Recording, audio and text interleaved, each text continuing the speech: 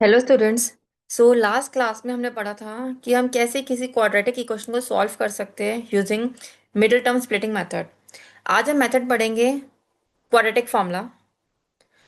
Quadratic formula हम use कर सकते हैं कि किसी भी क्वाड्रेटिक इक्वेशन को सॉल्व करने के लिए। अगर हमें एग्जाम में मेंशन है कि हमें middle term splitting method use करना है तो हमें वही मेथड यूज़ करना है। अगर हमें क्वाड्रेटिक फार्मूला मेंशन है तो हमें वही मेथड यूज़ करना है जो मैं आज आपको पढ़ाने वाली हूँ।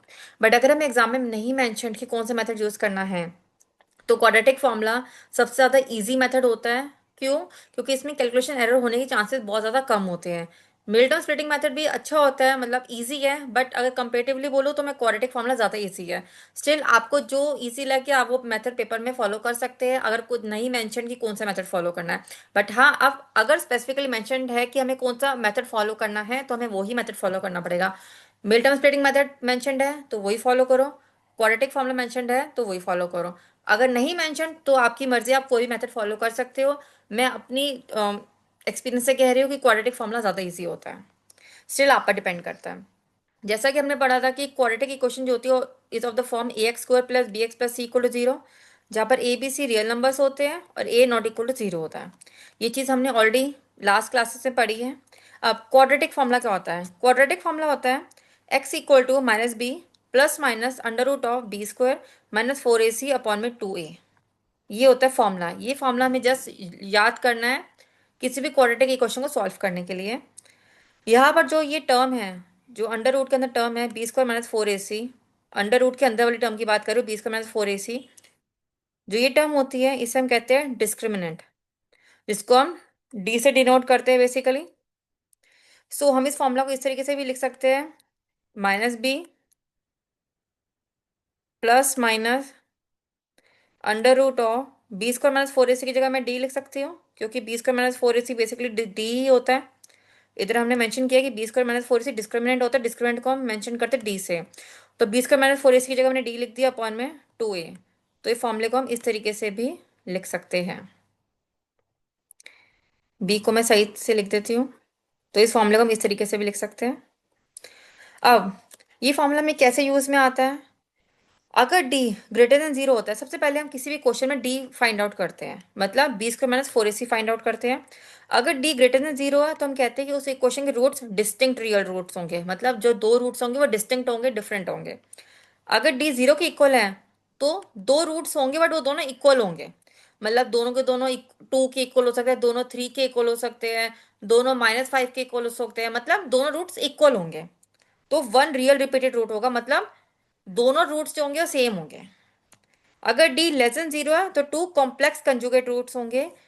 टेंथ क्लास में हम इस टर्म के बारे में बात नहीं करेंगे, कॉम्प्लेक्स कंजुगेट रूट्स क्या होते हैं, ये टर्म हम बाद में पढ़ेंगे। सो ये टर्म के लिए हम कह सकते हैं अगर डी लेस देन जीरो है तो हम सीधा लिखेंगे no real roots. No real roots क्यों? क्योंकि हमने इधर मेंशन किया हुआ कॉम्प्लेक्स रूट्स होंगे, और कॉम्प्लेक्स रूट्स के बारे में हम टेंथ क्लास में अभी नहीं पढ़ने वाले, वो हम इलेवंथ पढ़ेंगे। इसलिए टेंथ क्लास में हम इतना इंपॉर्टेंट है कि हम अगर डी लेस देन जीरो आता है तो सीधा हम कह देंगे नो रियल रूट्स, और हम उस इक्वेशन के रूट्स आगे फाइंड आउट नहीं करेंगे। तो पेपर में बहुत इंपॉर्टेंट है कि पहले आप डी फाइंड आउट करना। अगर डी लेस देन जीरो आ जाए तो हमें पता चल जाएगा कि उसके रूट रियल रूट्स नहीं है, उसके कोई रियल रूट्स नहीं है, तो उसकी वजह से हमें ये फॉर्मूला अप्लाई करने की जरूरत नहीं पड़ेगी, क्योंकि अगर हमें पहले ही पता चल गया कि रूट्स है ही नहीं तो आगे हम रूट्स फाइंड आउट करने का फॉर्मूला भी अप्लाई नहीं करेंगे। तो पहले हम कुछ क्वेश्चंस कर लेते हैं। एक क्वेश्चन गिवन है two x square minus four x minus x equal to zero. अगर मैं इस इक्वेशन को कंपेयर करती हूँ जनरल फॉर्म से, मतलब A x square plus B x plus C equal to zero, अगर मैं इसको इससे कंपेयर करती हूँ तो पहले हम इसको एक कंपेयर करेंगे एबीसी फाइंड आउट करने के लिए। हम देख सकते हैं कि जो ए होगा वो है टू, जो बी है वो है माइनस फोर, जो सी है वो है minus six. A two b minus four c minus six. अब हम सबसे पहले फाइंड आउट करेंगे डी। मैंने अभी आपको फॉर्मूले में बात कही थी कि सबसे पहले हमें डी फाइंड आउट करना है।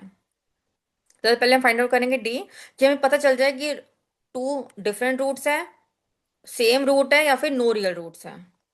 तो सबसे पहले डी फाइंड आउट करेंगे। डी का फॉर्मूला क्या होता है? बी स्क्वायर माइनस फोर ए सी। हमने बी की जगह माइनस फोर पुट किया, ए की जगह टू और सी की जगह माइनस सिक्स, सो आंसर आ गया 16 plus 48 which is equal to 64। मैं देख सकती हूँ 64 है वो ग्रेटर देन 0 है, तो मतलब हम कह सकते हैं कि जो डी होगा, डी 64 आया और 64 जीरो से बड़ा होता है, तो मतलब डी जीरो से बड़ा आ गया। अगर डी जीरो से बड़ा आ गया तो हमें बात पता चल गई है कि इसके दो डिस्टिंक्ट रियल रूट्स होंगे, मतलब डिफरेंट रूट्स होंगे। तो हम फॉर्मूला अप्लाई करेंगे क्योंकि हमें पता है कि दोनों रूट्स डिफरेंट है, रूट्स एग्जिस्ट कर रहे हैं मतलब, और डिफरेंट है, तो हम फॉर्मूला अप्लाई करेंगे। फॉर्मूला क्या होता है? फॉर्मूला है x equal to -b plus minus √d by 2a। अभी हमने इस फॉर्मूले के बारे में पढ़ा था, तो हम सबकी वैल्यूज पुट कर देंगे। तो हमने b की जगह पुट कर दिया -4, b की जगह -4 पुट कर दिया हमने, d की जगह पुट कर दिया हमने 64, तो ये √64 आ गया। यहाँ पर 2a है, a की जगह मैंने पुट कर दिया है 2, सो ये आंसर आ गया है। तो this will give us 4 plus minus 8/4, x की वैल्यू आ गई है।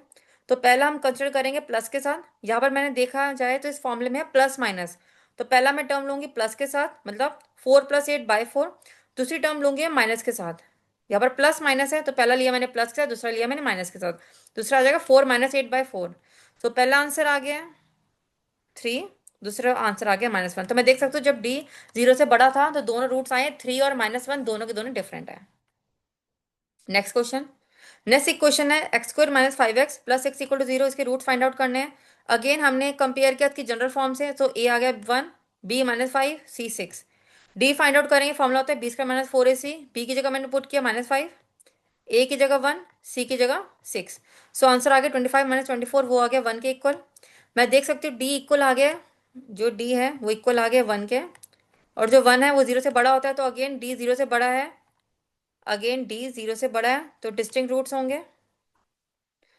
फॉर्मूला अप्लाई कर दिया, फॉर्मूला होता है x equal to -b plus minus √d/2 है। b की जगह मैंने पुट किया 5, b की जगह मैंने पुट किया -5। ध्यान से देखना, ये टर्म है -b प्लस माइनस, मैं कैलकुलेशन सिखा रही हूँ, √d/2 है। b की जगह मैं पुट करूंगी -5, सो ये आ गया माइनस ऑफ, b की जगह मैंने पुट कर दिया -5 प्लस माइनस √d क्या है, d की जगह मैंने वट पुट किया, a गिवन है मुझे 1। तो दिस विल गिव अस -5 क्या हो जाएगा, +5, तो 5 प्लस माइनस 1 अपॉन में, ये 2 × 1 है तो 2 हो जाएगा। पहला मैं रूट लूंगी प्लस के साथ, मैंने प्लस ले लिया। दूसरा रूट लिया मैंने माइनस के साथ, क्योंकि प्लस माइनस है तो पहला प्लस के साथ दूसरा माइनस के साथ लेना पड़ेगा। तो ये आ जाएगा 5 + 1/2, जो 3 के इक्वल आ गया। दूसरा आ जाएगा 5 - 1/2, जो 2 के इक्वल आ जाएगा। तो मैं देख सकती हूँ डी 0 से बड़ा था, तो दोनों रूट्स डिफरेंट है, 3 और 2 है, दोनों डिफरेंट रूट्स हैं। नेक्स्ट इक्वेशन है, नेक्स्ट इक्वेशन है 2x² minus, sorry 2x² plus 3x - 5 equal to 0। Again general form से कंपेयर करेंगे तो a 2 आ गया, b 3, c -5 आ गया। पहले हम d फाइंड आउट करेंगे, b² - 4ac। b, a और c की मैंने वैल्यू पुट कर दी, सो आ गया मेरे पास 3² - 4 × 2 × -5 which is equal to 9 + 40 which is equal to 49। Again d 0 से बड़ा है, हमेशा डी 0 से बड़ा नहीं आएगा। आगे हम क्वेश्चंस करेंगे जिसमें डी 0 या फिर डी 0 से लेस भी होगा। अभी कुछ क्वेश्चंस बाई चांस ऐसे आ रहे हैं जिसमें डी 0 से बड़ा ही आ रहा है। D 49 है, 0 से बड़ा है, अगेन दोनों डिफरेंट रूट्स होंगे। मैंने फॉर्मूला अप्लाई किया, फॉर्मूला मैंने यूज किया -b प्लस माइनस √d/2 है। यहाँ पर मैं b की वैल्यू पुट करी मैंने 3, t की वैल्यू पुट करूंगी मैं 49, a की जगह मैंने पुट किया 2। सो आ गया मेरे पास -3 प्लस माइनस √49 अपॉन में 2 × 2 which is equal to -3 plus minus √49 क्या होगा 7, तो 7 लिख दिया मैंने अपॉन में 4। पहला मैंने ले लिया प्लस के साथ, दूसरा ले लिया मैंने माइनस के साथ, तो पहला आंसर आ जाएगा 1, दूसरा आंसर आ गया -5/2। अगेन दोनों रूट्स डिफरेंट है। नेक्स्ट क्वेश्चन, नेक्स्ट इक्वेशन है x² plus 4x plus 4 equal to 0। Again मैंने जनरल फॉर्म से कंपेयर किया, a 1 आ गया, b 4, c 4 आ गया। डिस्क्रिमिनेंट फाइंड आउट करूंगी, मतलब d फाइंड आउट करूंगी, b² - 4ac। b की जगह मैंने 4 पुट किया, a की जगह 1, c की जगह 4, सो ये आगे 16 - 16 इक्वल टू 0। अब देख सकते हैं d 0 के इक्वल आया है। जैसे d 0 के इक्वल आएगा तो मुझे पता है कि दोनों रूट्स सेम होने वाले हैं। सो मैंने फॉर्मूला अप्लाई किया x equal to minus b, मैंने फॉर्मूला अप्लाई किया x equal to minus B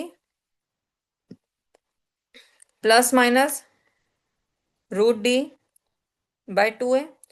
मैं बी डी और ए की वैल्यू पुट कर दी, मैंने बी की जगह पुट किया मैंने 4, डी की जगह मैंने पुट किया 0, ए की जगह मैंने पुट किया 1। सो आ गया -4 plus minus under root 0 upon में 2 × 1।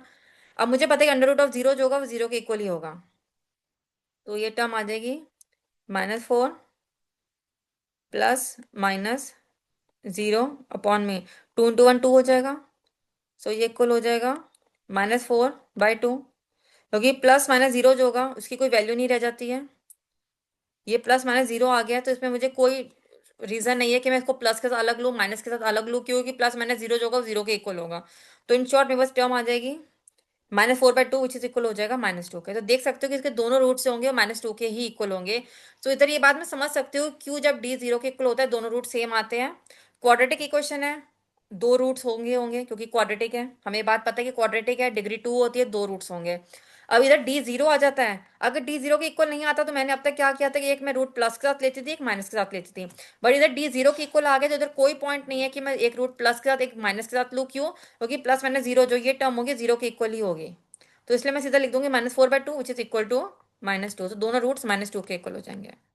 तो मुझे एग्जाम में लिखना है कि दो रियल रूट्स है -2 एंड -2।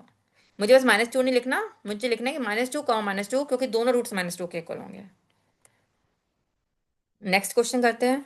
नेक्स्ट इक्वेशन है 3x² plus 2x plus 5 equal to 0। Again A3 B2 C5 आ जाएगा। डिस्क्रिमिनेंट फाइंड आउट किया, 20 के -4AC, मैंने B की जगह पुट किया 2, A की जगह 3, C की जगह 5। सो आ गया 4 -60 इक्वल टू -56। मैं देख सकती हूँ D की वैल्यू आई है -56 और -56 लेस देन 0 होता है।